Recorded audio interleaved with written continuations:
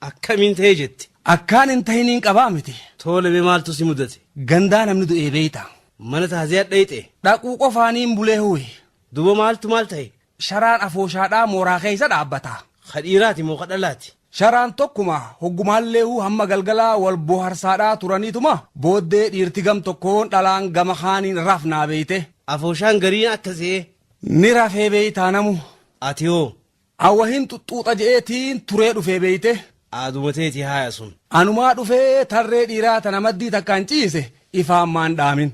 Sharaan cillimtee ji. Ammaa lafaa ka'ee bar. Eessa deemta gaa? Gama tarree taanii haa. Si magan. Suutuma je'eetiin jilbaan lafarra dhaqee qaqqabachuu seenee bar.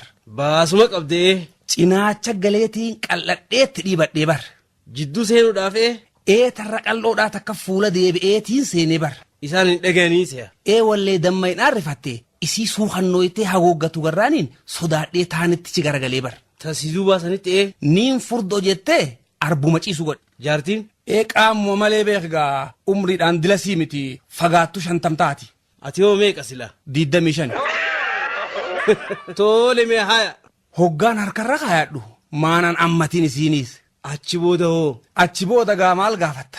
Baasuma Saniifuu niin beeka jettee. Hirriba moo? An dhaluma akkas hirriba bee takkaan agarsiin hin jiru. Akkasuma haayawaan sanitti namni walirra haraashidha. Dukkanaa beetee ijaa wal nagarru.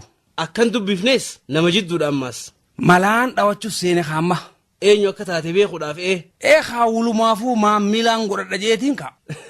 Tole maaya. Oluma akkas fuudheetiin suuta je'ee fiinxa dhooytuu isiidhaa kan isin mudhitti hidhatte kana guduunfee bar. Osoo isiin hin beekan hoggaasiif bakka deebi'eetumaan ganamaan ka'e hoggaa bariitus.